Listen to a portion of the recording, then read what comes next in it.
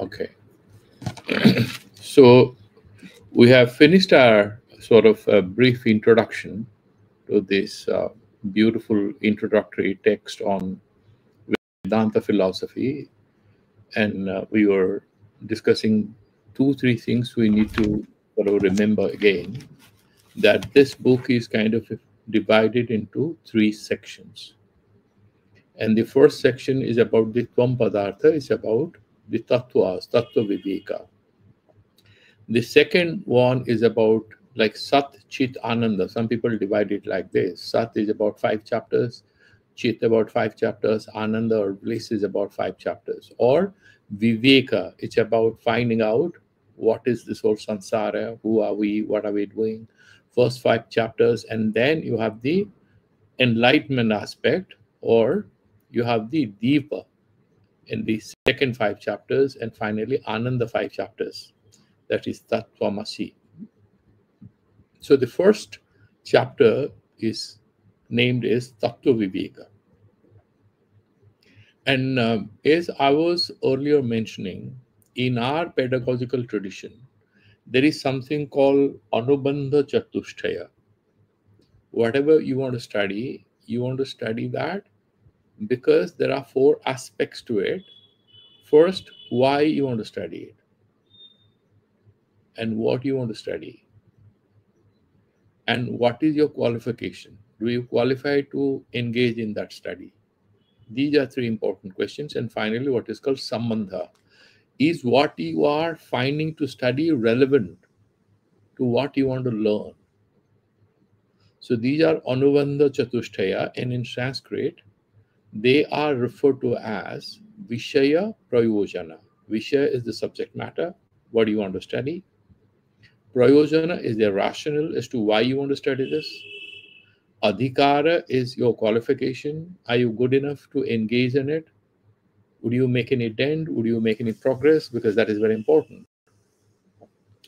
Having known this, finally is called what is Sambandha. Pratipadaka, Pratipadya, Sambandha. Pratipadya is what you want to gain, what you want to understand. And Pratipadaka is the text that you are studying. Pratipadaka, Pratipadya. Are you studying the right book? Are you studying the right text? Or whatever you are studying, is it giving you appropriate and a fuller understanding of what you want to grasp? So these are the 4 aspects, Anubandha Chatushtaya. So whenever we start any philosophical or any text, whether it is Nyaya philosophy or it's anything, they'll bring in these 4 elements to give a perspective that what you are doing is not a complete wastage of time. There is something you're going to get.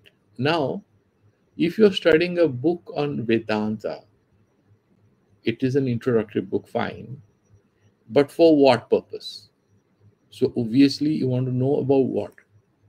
Here, as I told you yesterday, largely the focus is to help you understand a non-dual cosmic reality in which there is absolutely no difference whatsoever between Jiva and Brahma, you and Supreme Consciousness. Don't get scared that your bhakti is going to go for a toss. That all will be nicely explained and captured. These are intermediate level ways of connecting with the divine. The ultimate reality is that you are all divine and not different from that supreme cosmic reality, which is conscious. And you are no different from it. So that is the Vishaya. And why so? What is the Prayojana? That is what is going to give you liberation from these unending cycles of birth and death, pain and frustration, moments of anxiety, moments of excitement. This is a continuous process which is spread over one life or several lives. And then, in order to pick up an advanced Vedanta book, or for that matter, any particular book, what is the initial qualification? So, for that, Bhagavan Shankaracharya and many other people have mentioned that if you want to get into Vedanta, you got to sort of understand that the key requirement for this is what? The key requirement is that you have to have Sadhana chatushtaya samparnaha, you should be that. And what is the sadhanas? What are these qualifications? One is Viveka, Nitya Nitya Vastu Viveka. So you have to have what is real and what is unreal. And what is real here? Whatever is eternal. What is Desha Kala Vastu Paricheda Sunya, free from the limitations of time, location, and its objective reality. It is unlimited. It cannot be constrained by any of these factors. Whatever we are dealing with is largely delimited by time. It's today here, tomorrow it will not be there. Everything that I would deal with, aparichinna. Parichinna means constrained, limited, restricted. Now, going to that pure, unrestricted, unlimited, pure consciousness is the journey that we undertake. So that is the Viveka first thing. And Vairagya is loss of interest in what is transitory. Because these are, once you have Nitya Nitya Vastu Viveka, like for example, right now, a lot of people are very excited following up news. Somebody just called me, what do you think about the war? I said, which war? Are we having a war? No, there's something going on. I said, all right, a lot of wars are going on. Do you have any role? But then we just read about it. It gives us excitement to get involved in it. And there are many urgent things seeking our attention. We are not getting into it. No, but it affects us. Yes, it's going to affect you. But what do you do by not sleeping? There's a cricket match, you get attached. So we get trapped in so many things around us all the time, which actually have nothing to do with the reality of who we are and what we want to achieve and what we want to experience in life. There's no doubt that these external events will have direct, indirect impact on who we are and how we are going to be. Ultimately, they don't matter much beyond a certain point. Whatever has to happen has to happen. Now, therefore, you have Vairagya and then what is called Samadhamadi, Satka Sampati. What are those 5 sources of wealth and richness that you need to cultivate? Shama is mononigraha, ability to control your mind. Dhamma is Indriya Nigraha. One is internal, the other one is external. Then Titiksha, tolerance. Uparati, being focused on what you are doing, withdrawing from. And then, most important, Shraddha and Samadhana. You need to have trust and respect and love for whatever sadhana you are doing. If you have serious doubt about what you're doing, whatever doing is not going to give you any benefits. Samadhana is that certainty towards which you progress with good understanding. And finally, what? All this will be meaningful if actually you are interested in moksha or liberation or enlightenment. If you say, no, I'm pretty happy, I don't need whatever you are saying, fine, enjoy your life. It's not for you. Nothing is compulsory for anyone. Like, for example, there are different kinds of medicines, and all these medicines are very relevant. Everybody doesn't require cancer medicine. Everybody doesn't require medicine for cough and cold or stomach ache. It has to do with the kind of illness or disease which is affecting our lives. And in that light only we are going to get into any particular thing. Otherwise, it doesn't make any sense whatsoever to us and to our individual lives. Now, having mentioned about this adhikara, finally Sambandha is this book called Panchadashi is going to talk about the subject matter that I have mentioned and what is the Sambandha, that will become clear. So we will start with the first sloka, which is called Mangalacharana. And what is Mangalacharana? It's essentially a prayer. Why do we at all do any prayer? We do any prayer at all because this prayer, in a certain way, is going to remove obstacles which may present themselves to slow down, obstruct, or hinder our spiritual progress, specifically with regard to completing the text that we have started to study. There could be somebody's health is not good, there could be some war, there could be some event, and ultimately you will lose interest. But if you have This prayer, therefore, some divine grace in order to enable you. Therefore, the first sloka, I'm sharing this page. Yeah. So, before this, there is a tika. It's called Ramakrishna tika, as I mentioned to you earlier, that I would be referring to this tika, not elaborately, so that it doesn't become very dry and painful for you. Wherever, in whatever manner is relevant, we would be referring to this tika when we are doing the textual analysis, the main text of this book. So he starts with his own Mangalacharana. The Panchadasikara has done his own Mangalacharana, which is the first sloka. First,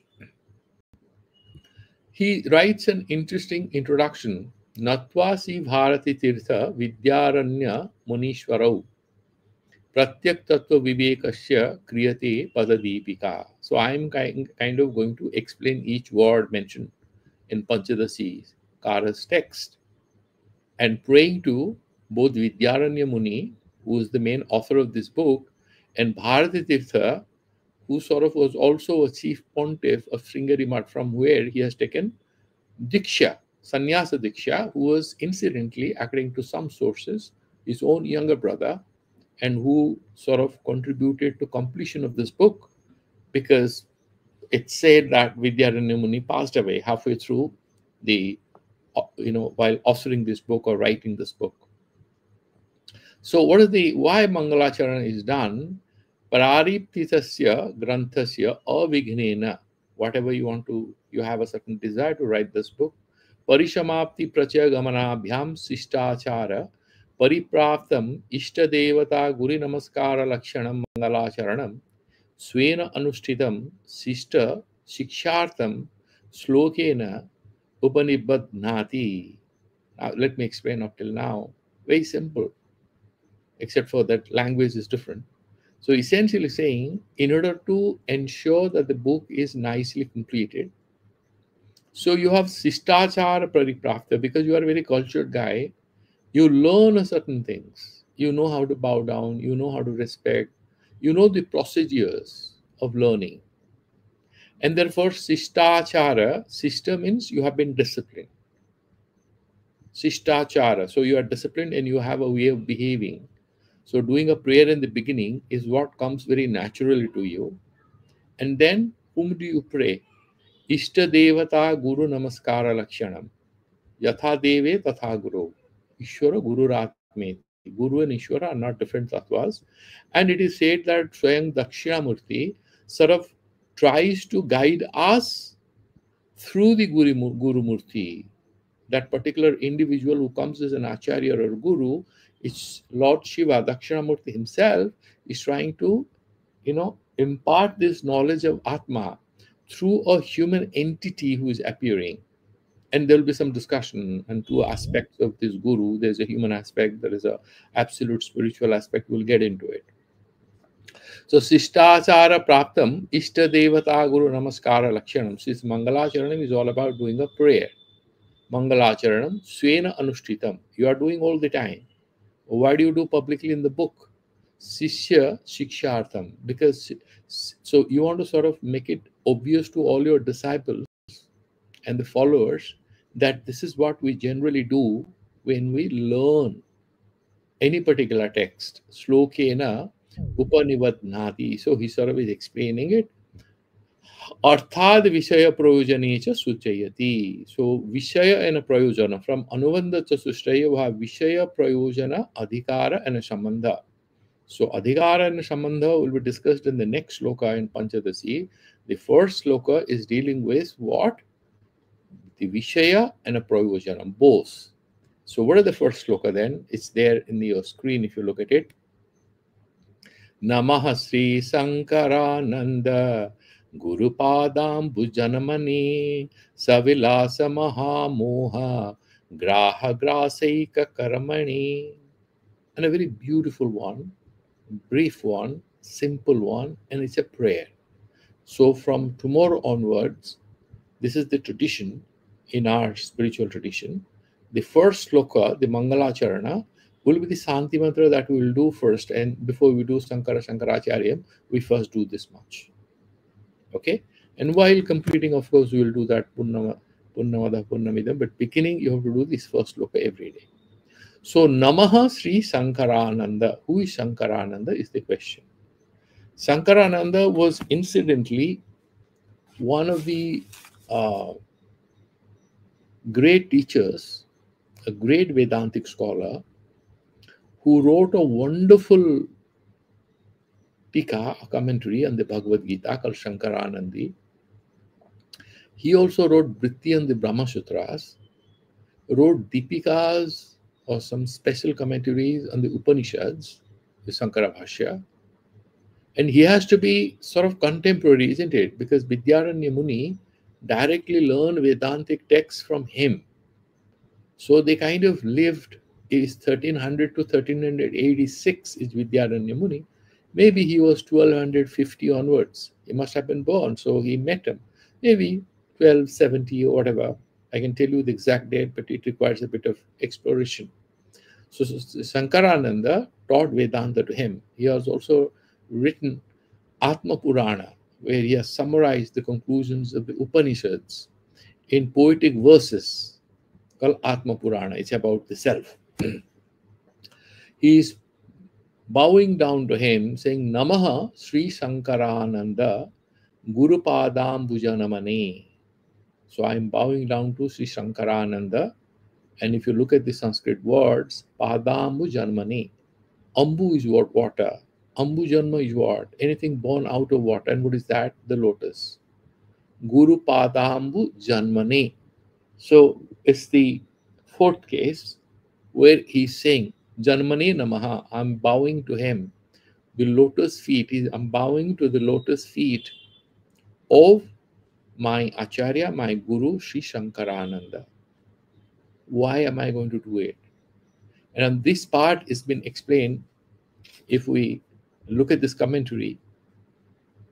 Sang Sukhang Karoti iti Shankaraha. Why is Shiva is called Shankara? Shankaroti iti Shankaraha. Shubhang Karoti iti Shankara. So he is the one who is a Kalyanakari, brings in auspiciousness to our lives. Therefore is Shankara. Sakala Jagad Anandakaraha. Now, Lord Shankara is not concerned with one or two individuals. You know, there is a striking resemblance between Jesus Christ and Lord Shiva. Jesus Christ got crucified to save the world. He was the savior. And Lord Shiva drank poison to save the world. So, you know, an element of self-sacrifice is there in both of them. Shakala Jagat Anandakaraha. He is the one who is the cause of illumination. There is a difference between Sukha and Ananda. Sukha is sapeksha. You might do something and therefore you get some pleasant news, some consequence. It's not going to stick around for a long time. Ananda is what is long term, it's permanent. Sakala Jagat Ananda Karaha Paramatma. He is Paramatma, soul of this whole universe. Esahi eva anandayati. So he's referring to the Taittiriya Upanishad. So he is the one who gives you that bliss. Sachidananda Swarupa iti shrutehe. Ananda niritisaya premaspadattvena. All other happinesses are satisaya. Satisaya means first thing, whatever you experience, whatever you call your happiness, you could always find one or two things which might appear to bring greater happiness. And whatever happiness you experience may or may not last for a long time. They are satisaya. There is an end. There is some comparability. Niratisaya premaspada, but there is nothing beyond this ananda, this bliss, because you get it when you have absolute self-knowledge. Niratisaya premaspadattvena paramananda rupaha pratyagatma. Here comes the Jiva Brahma Ekatva, pratyagatma, that pure consciousness which is indwelling in all of us. Now, in Tantra also they say, Devam Bhutva, Devo Bhutva Devam Yachet. You know, if you do Rudra, you do these nyasas where you are actually invoking Lord Shiva in different parts of your body. and then you are touching the Shivalinga. You are trying to first maintain that equivalence between you and the divinity that you want to meditate on. There is Vedanta all the way, even in the Upasanas. So he Paramananda Rupaha Pratyagatma Shankara cha Asho Anandascha iti Shankarananda. What is the meaning of Shankarananda? The happiness of Lord Shankara? No. Then you will not bow to him. Ananda is an experience. But here in Vedanta, the jnana is not jnana of something. Jnana is not a quality of the mind. Jnana is our swarupa, that consciousness. Therefore, he is saying Sankara cha Asho Anandascha iti Sankarananda. That Shankara, who is the Kalyana Karaka, he is bliss himself. Shankarananda Pratyag Avinnaha. And he is not different from us. He is just Swarupa. We are caught up in a misunderstanding of what we think we are.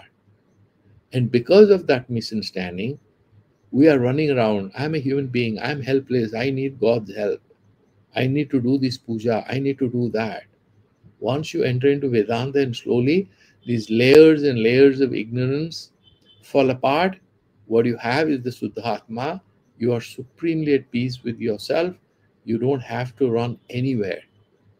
Pratyag avinnaha paramatma sa eva guruhu. Ishvara Guru Ratmeti Murti Veda Vibhagini. Ishvara Guru and Atma are one thing. You are no different from the Guru, and Guru is not different from God. Because ultimately we are talking about a non-dual cosmic reality. So Guruhu. And then therefore he's saying Saeva Guruhu. And then what is this Guru word? We'll also look at it. Where from this word Guru comes and why one has to, bow down before the Guru or the Devata before undertaking any big task. And here it's study of Panchadashi. Paripakwa mala ye tan utsadana hetu saktipatena yojayati pare tatvesa dikshaya acharya murtisaha iti agamat. This is about Dakshinamurti. Paripakwa malaye. Again, this is here adhikara. Those who have burnt down the impurities in their mind through doing their duties, discharging their duties, and doing nishkama karma and Ishwararpana buddhya, nishkama upasana. And that purifies them. Paripakvamala, ye, tan, to them. Utsadana hetu saktipatena. In order to enhance their consciousness, there is saktipata, which is essentially Lord Shiva's grace, anugraha. In the Kashmiri Shaivism, they believe in Panchakritya, the five main tasks where Lord Shiva has a preeminent role. What are these? Is Srishti, Sthiti, Laya. Three, then Anugraha and Nigraha. He is the one who denies you enlightenment. He is the one who gives you enlightenment. In Kashmiri Shaivism, without Anugraha, nothing happens.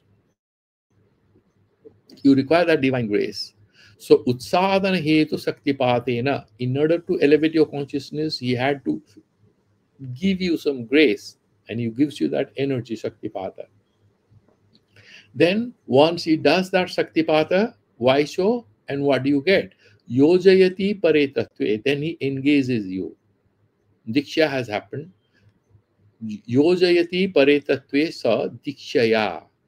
Through a process of diksha, he will engage you, Lord Shiva, in Paratattva, which is Atma Tattva, for self-enlightenment. And Lord Shiva comes on a bull, or he comes to you driving a Mercedes car. No, Acharya Murtitaha. He would pick up any Acharya or Guru as a nimitta. There are so many fraud gurus. You got to be very careful. That's why they say, Pani pisiye chan ke, Guru kijiye jaan ke. You need to, don't hurriedly run to any person to make a Guru. When you internally feel good, and it doesn't have to look wonderful. You just to have that trust. The best girl around you need not be your wife, or the best guy around you need not be your husband. It's somebody that you have that reliability, that confidence, that trust. Similarly, God will find somebody for you and Acharya Murtitaha is mentioned. As they say, when you get ready, the Guru arrives. There are so many stories about Guru Shishya relationship, and we can discuss that till the cows come home. But we have to move forward. Therefore, he's saying Yojoti Pare Tattve Sa Dikshaya Acharya Murtistaha. So he staying in the body of the Guru is initiating you. So when initiation is happening, you can look at that fellow, he's saying he's giving him a mantra, or you can meditate that is Lord Shiva himself doing me a benefit. This is a symbolic ritual, but I'm connecting with the ultimate divine. He's just the nimitta. Shrimangsha aso Sankarananda Gurusha iti Nandadvipavat. So, you have sometimes you have these fragrant lamps, no? They're available. So they use those essential oils, and then you'll use wax, and you'll have a lamp. When the lamp burns, your room is also kind of filled with fragrance. So Sri Guru, Sri Shankarananda, so he's saying Guru, both.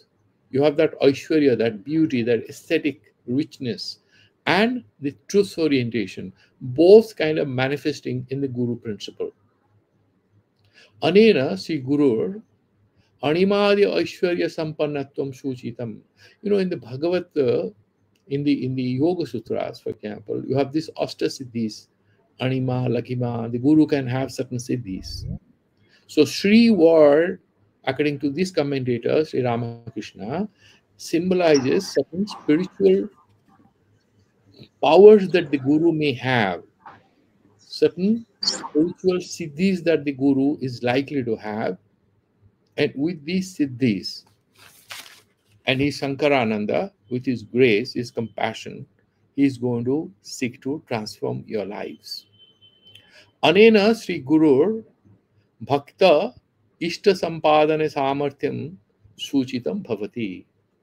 So, for example, the person who is going to have this bhakti for him, he would empower you to do it, and you'll move forward to understand the text. Tasya Guroho Padau eva ambujanama kamalam tasmai namaha pravibhava astu. So you consider him to your master, you surrender to him, and you try to learn. That is what the text says. King Vidhaya, now we'll go there. I'm just going to stop here, and then we sort of deal with a little before we move forward. Couple of things here before we go. This Guru's grace, if you look at the sloka, the lower half, Savilasa Mahamoha, Savilasa, Mahamoha is that grand delusion or a moho, Muhu Vichitye. Moho is actually a state of aviveka. So you are kind of misled. You are captured by a faulty, limited understanding. And that grandness makes it Mahamoha, very difficult to overcome, surpass, surmount. That Mahamoha is compared with a crocodile, Mahamoha Graha. And this crocodile of ignorance gets hold of us and kills us. So remember, our enemy is our ignorance, which is being compared with a crocodile. And then Savilasa, the ignorance has its own consequences. Agyana Tatkarya. And what is the consequence of Agyana? You will do all wrong things. The Sansara is Savilasa. Ignorance, and the product of this ignorance is the Sansara in which we find ourselves. That is what he's trying to say. So, Savilasa, that means Sakarya, Karyena Saha, Karana Nirakaranartham. You remove both cause and effect. Ignorance and its children. You remove them. Ignorant children is Ahankara, Raga, Dvesh, all that. All these qualities, they'll also go. Graseka Karmane. While you go to the Guru, he can eat up this crocodile. The crocodile eats you up, but he is going to Graseka Karmane. He is able to devour this ignorance. That means he is able to remove this ignorance. Who? He's talking about the Charana Kamala of the Guru. Therefore, you are doing prayer because with Guru's grace, unlike in other Tantra and other Paramparas, In the Vedanta Parampara, the Guru doesn't do any magic in your lives. The Acharya doesn't do any magics or magical acts in your life. He imparts you nothing from his own mind. He brings in his own life experiences, but he is largely relies on the tradition, the parampara, and these timeless insights that he has learned, he has tried to master. He transfers that wisdom to his disciples.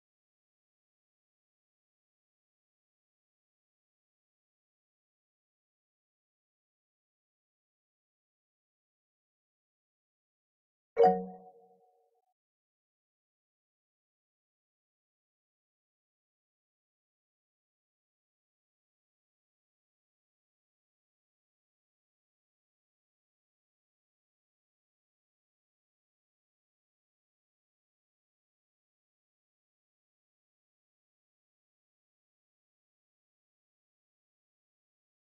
I'm sorry. How did I get muted? Can you hear me now? Am I audible now? Okay, okay, thank you. By mistake, maybe I got muted. So, oh, when I click mute all, most likely I also, if I say mute all, am I muting myself? Let me check. How does that work? No, I'm not muted. So by mistake, I must have touched, my finger must have touched the cursor. So, you know what? Look here. Our enemy is the crocodile, right? Mahamoha is compared with the crocodile. What does the crocodile do? You must have seen on the Discovery Channel, wildlife, all kinds of channels, and what do? They get hold of one part of the victim and they pull it into the water. Then they will roll. They'll get hold of it and roll it, and so till it dies. Then it'll devour. They will devour you. They start with one part. Any ignorance, the moderator would like you to participate. I don't know what does it mean.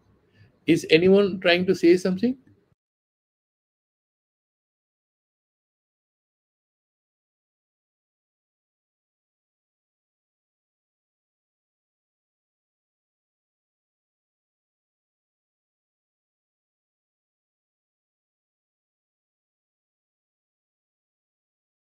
Muted again. Okay, there is some technical issue. So I think now, yeah, better.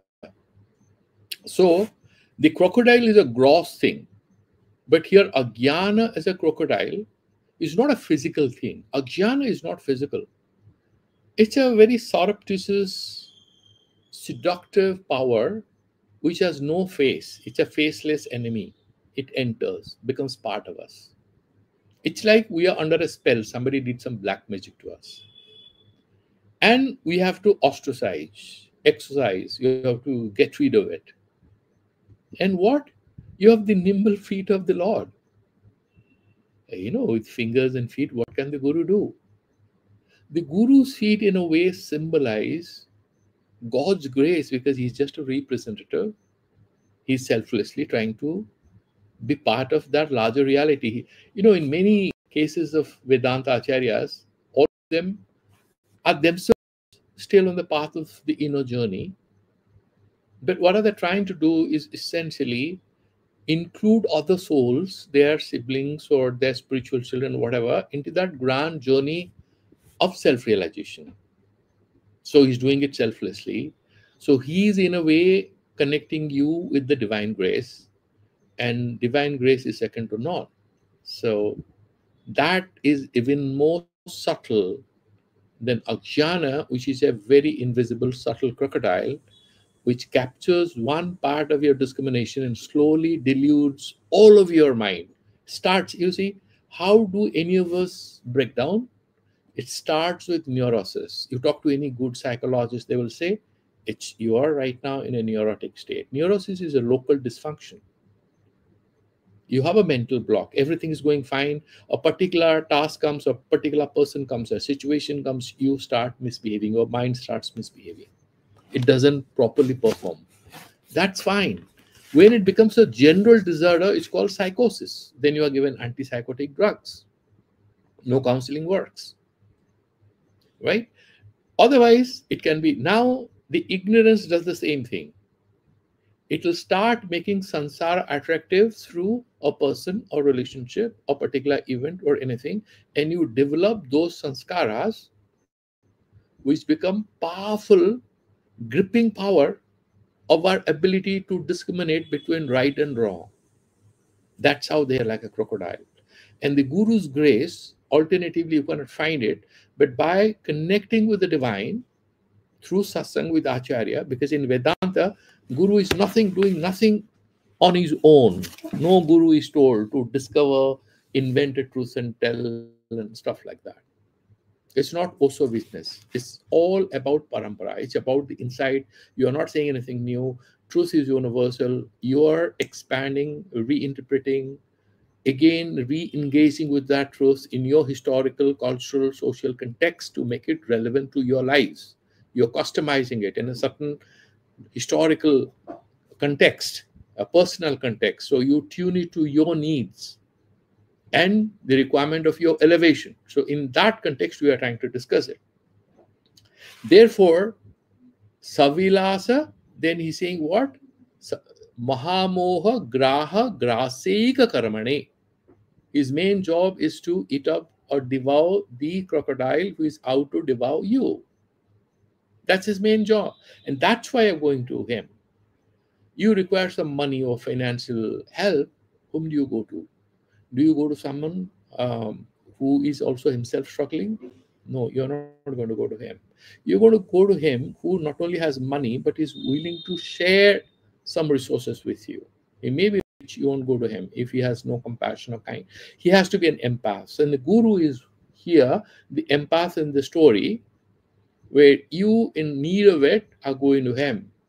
And he is not giving anything from his own. He has done his sadhana. So he, in fact, is just playing the instrumental role of connecting you with the divine.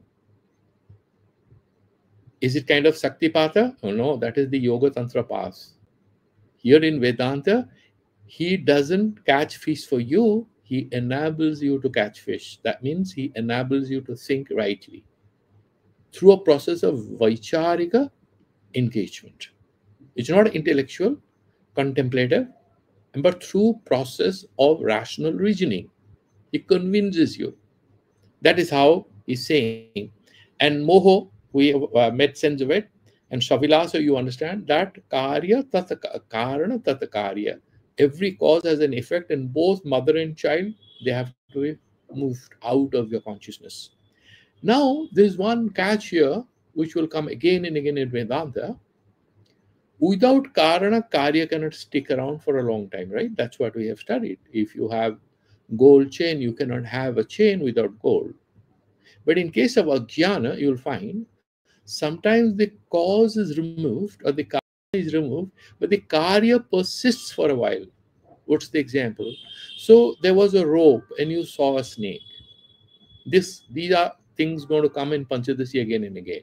So there was a snake in your eyes. You put a torchlight, you found out it's a rope. But your heartbeat had reached and it's going to be there. That rapid heartbeat is going to persist for a few seconds. Now, what is this persistence of the heartbeat? You know it's over, but you're still feeling it. Similarly, the cause of the ajnana as a cause, even after it's been removed for a while, you'll feel the load of that ignorance. It's like after a breakup, you still emotionally feel the presence of that person.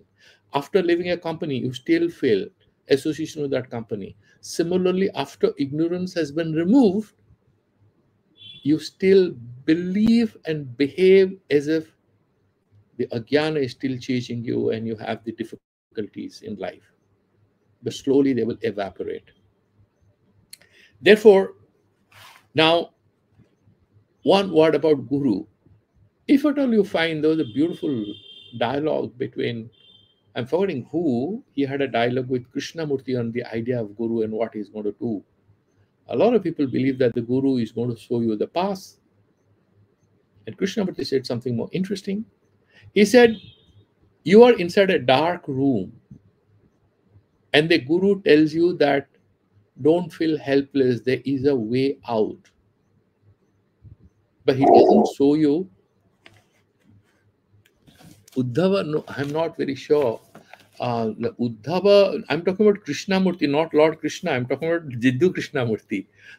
This is a recorded conversation. You might find it on YouTube. Long back, I had heard about 20 years back. Somebody had given me a cassette. In Green Park, there used to be a center, Pupul Jaikar and all, they had a group and he used to give talks and they were recorded. So in this particular conversation, uh, I think the book's name is The Mind of Jiddu Krishnamurti, Jaiko publication, where many of these conversations are captured, where he's asking, so what does the guru do? He said, Guru only tells you, you are in the dark room, but don't you lose heart. There is a way out. I was there and I've come out. And I opened the gate and I came out. Now the student will ask, it's towards the left or the right or this or that. Krishnamurti says, there the Guru says, you find it. I'm outside.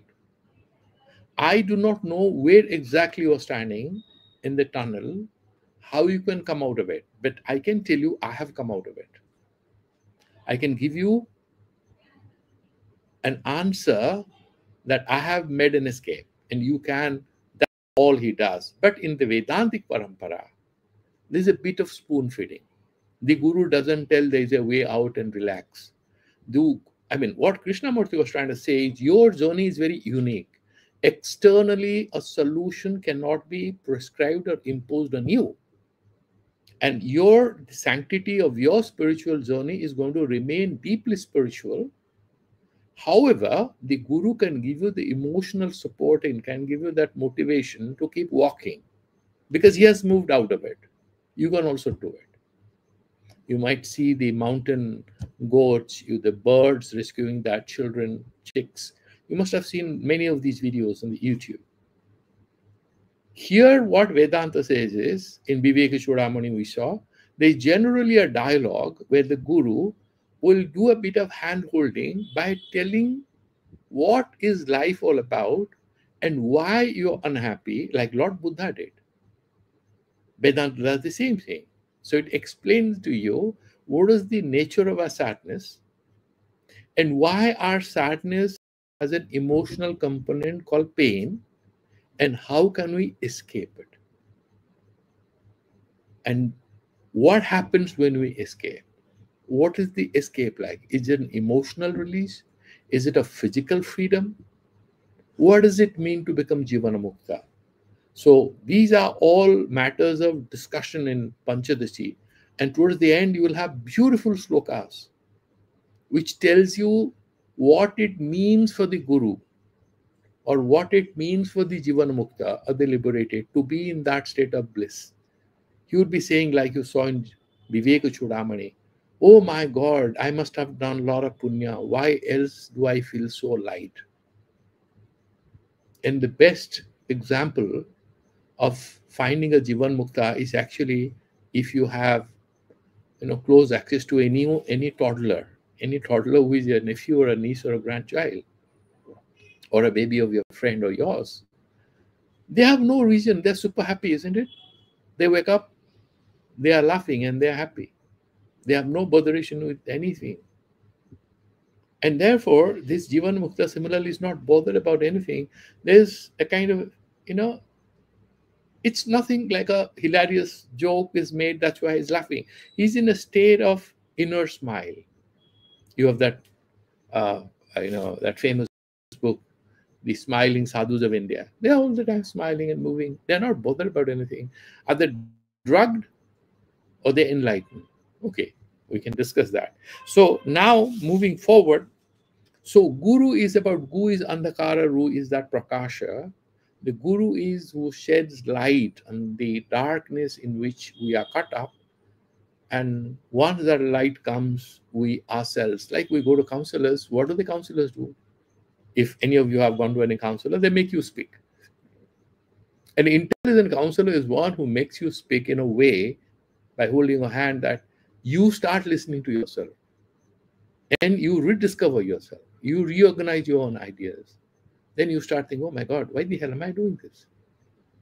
And once you have found this motion in your consciousness that I can move forward, your job is over. Your job was what? That's what Vedanta does. Self-awareness. Having that particular picture clear again. So then the beautiful thing is that he starts this sloka with Namaha. You know, Padambu Janmane Namaha. And what is that Namaha? There is a bit of discussion because you have Ganeshaya Namaha. Namaha is kind Namaskarana, kind of bowing down, but it's actually a mode of sacrifice that somebody told me something very interesting. So there was somebody, and then I sent that student to that professor, and he said that you can guide him. He's such an intelligent guy. He's so well read. And he went, had a session. He came back. I asked that friend of mine, did you talk to that bright young man? Did he? He said, yeah, but I have nothing to give him. I said, why? He said, no, he has read books and he's full of ideas. He's full with what he knows, and I cannot give any guidance because whatever I say, he will find 5 problems. He's happy with himself. Let him find out. No, but he was looking for a guy to do his PhD. No, but I can't guide him. He guided me for half an hour. So if you have a container which is full of pudding, you cannot put custard in it. It's going to overflow. But if you have a container which has space to accommodate, and what is it full with when we go to a guru or an acharya or a spiritual text? We are full of our ego. We have that ahankara vritti, I am this, I am that, and old sanskaras. And because we are full of these sanskaras, we start with a prayer, and that prayer is essentially an act of tyaga. Be careful, huh? There are a lot of stories you will read how many of these gurus and these foreigners come, or somebody who's become a very well-off guy, he took sannyas and goes to a guru and gives all the money and then he's driven out. They can misinterpret these slokas and can extract money from you. So you got to find out who's the right guy to, or right guru ma to connect with. So here he's saying,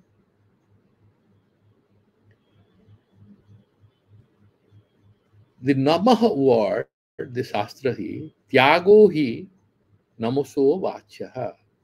When you say Namaha, you are actually talking about Tyaga, some kind of throwing away. So if you renounce your ego, and the Guru is going to take you in a spiritual embrace, because you are surrendering. What Bhagavan Gita, in Bhagavan Arjuna, he is his cousin brother, he says, Mam Sadhi, now give me the right idea. Why? Because he's saying, look here, I am so helpless right now, I need your help. I am confused, I don't know what. They were hardly a couple of years elder and junior. But once he addresses Lord Krishna as you are my guru, then Yogeshwara Krishna gives him ideas. Otherwise, apricchanapi vahasase, anahuta pravishyati sa, mudha matihi naradhamaha. Somebody has not asked you anything, you jump in. Somebody has not invited you, go there. Then you are not respected. And Guru doesn't do it. And you have to do that, and therefore you have to. And once you have that humility, you have Shraddha, some faith, then things happen. That chemistry is established between the Guru and Shishya. I was reading a book long back, and I can tell you, if you find that book, you can read. It's called Letters from a Bowl, and it had a very deep impact on me by Sri Anirvan, a fantastic person. You know, he's a guy who finished his master's in chemistry with a gold medal from Calcutta University, very young age of 21, and finished his PhD at 24. Veda Vimaksha, he wrote in 3 volumes. And just a digression, but because he was Kais, the so-called Pandits of Bengal refused to teach him Sanskrit. And then he went to Asutosh Mukherjee, who was the vice chancellor. He said, I'll teach you. He started taking his classes, and he called to Tamil Pandits who are not obsessed with the caste thing. So once they started teaching, then other Bengali Pandits felt very embarrassed and started teaching him.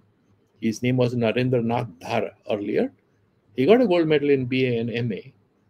And then he finished his PhD at 24. He had taken sannyasa as Nirvanananda, but he threw his clothes and He became a self-liberated Jivan Mukta intellectual, and he gave talks and has written a lot of commentaries. Very famous guy. His talks, I think, at Almora are kind of captured by this French lady who came to learn Vedanta from him. I think her name is Leslie something. And then that famous book is called Living Within, one book. And then it's also kind of written also. She's a kind of spiritual anthropologist. And then Letters from a Bowl, his main lectures are captured there, in which there is a chapter called Guru and Disciple, where he mentions that the relationship between Guru and disciple is a very intimate one. Somebody from outside will not understand it. It's like a father and a son. It's like a father and a daughter. It's like a husband and wife. It's a very intimate one beyond a point. Because once he recognizes that this particular person deserves to be my disciple, he would like to prepare that person. He might get angry sometimes, but he wants to elevate you.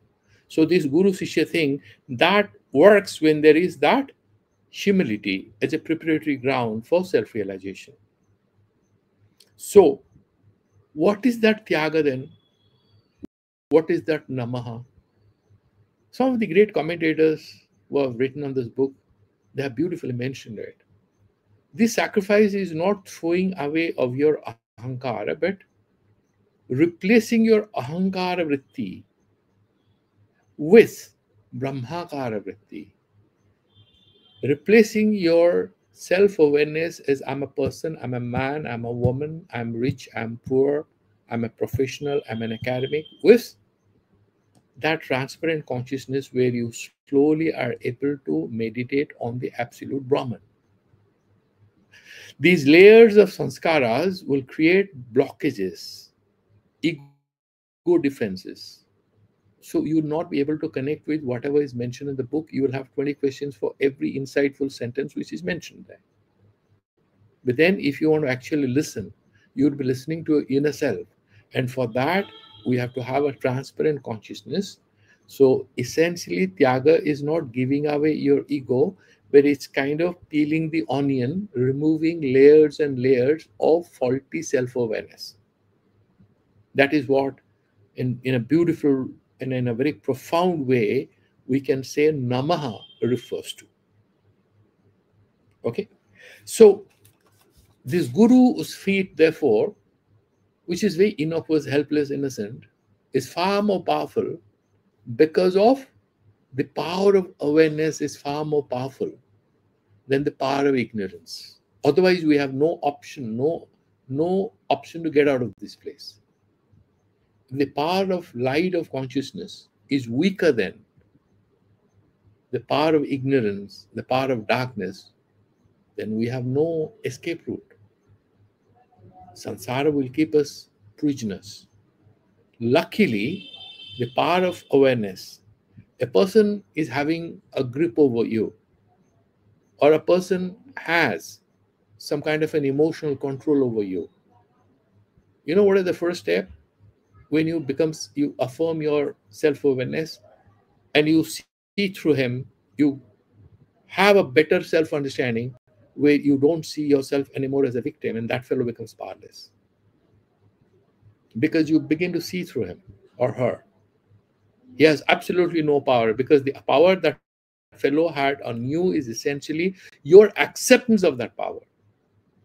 The power of ignorance which holds us hostage is our inability to realize that we have the power to overcome it.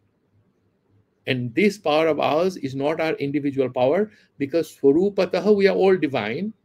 Once we reconnect with that motherboard, the motherboard is encrypted, but the motherboard is one for God and us. It's pure consciousness. Once we travel back to that motherboard and we are able to access it, this fellow, whosoever is troubling, that ajnana, that ahankara, that raga dvesha, that depression, that anxiety, that excitement, they all become powerless.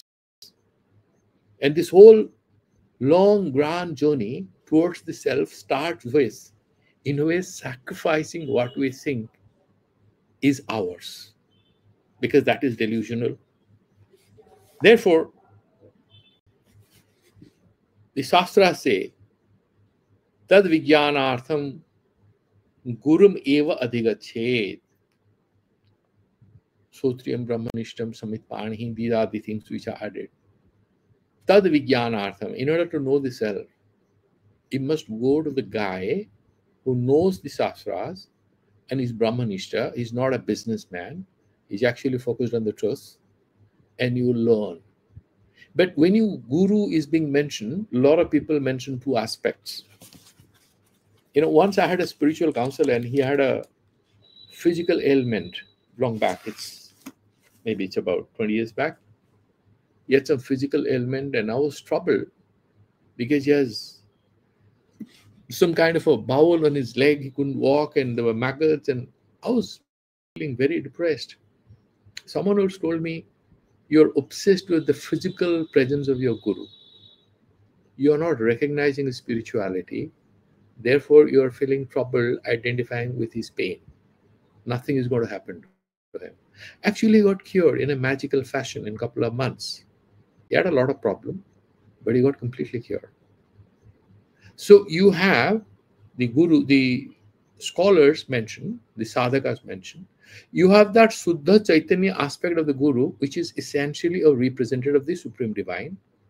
That is one aspect. The other one is, and how do you connect with that aspect? Through your own sadhana and puja and upasana and study and all that. Then there is other aspect, which is the abidya lesha. That means there is a laukika upasthiti or presence of your guru. He will have some food, and he'll be wearing some clothes, and he will be moving here and there. He will be saying a few things. You have to deal with that aspect. That is the other foot. There are 2 feet. So that's the other foot of the guru, which is his laukika vyavahara. So you do a seva, sushrusa, whatever, showing certain respectfulness and help or whatever, in whichever way, depending on what he requires and what he's expecting from you. So once this is the Guru Shishya Parampara, which we have followed. And you remember that famous story where Chinmayananda was so disturbed by Tapovan Maharaj, who lived in Uttar Kashi, and if you go to Uttar Kashi, you can go to that room where he used to do meditation. I did go. I was overwhelmed with emotion because I had read about the biography of Tapovan Maharaj. Chinmayananda kind of broke down in tears because Guruji was very old, frail, not well, and he bought some good cushion and some pillows and stuff like that to give him support, because he used to all the time sit on the veranda of that room. And then when he put all these cushion and pillows and all, he sort of moved a little forward and sat erect without taking any support. And he's saying, oh, I see, so you are in tears. That's why I had taught you all this Vedanta. Very good product. This is the best reward for me, that you will come back to your teacher and be emotional, because that's not what Vedanta has taught any of us. Then he didn't know whether to cry or laugh or hide his tears, because as a Shishya, you have the father-child relationship, and therefore he was feeling a little overwhelmed. At the same time, the Guru was constantly trying to remind him that as a Guru, I'm not an individual piece of consciousness. I'm essentially a tiny mirror reflecting that grand consciousness. Don't you ever lose sight of that grand consciousness where you need to connect with. Then your Guru Bhakti will continue after my physical frame falls. The body, the mind, the words of the Guru are incidental. The Tattva, the consciousness that he represents, is eternal. And the Tattva, the consciousness the student represents, is also eternal. Our goal is to actually reunite with that absolute consciousness. So with that, I'll bring our lecture today, the first prayer, to a close. Next Saturday, we'll be moving forward. You see, the first 3 will be kind of introductory slokas, and then he will talk about the main course of discussion will start, and we'll be speeding up a little, but it was kind of warming up, so I'm not going to be very fast, but in course of time, it will make progress at quick pace. So let's do the Shanti mantras. Om Purnamadaha Purnamidam Purnat Purnamudachyate Purnasya Purnamadaya Purnameva Vasishyate Om Shanti Shanti Shanti. Sri Gurubhyo Namaha Hari Om Tat Sat. So, Awesome. everyone, I just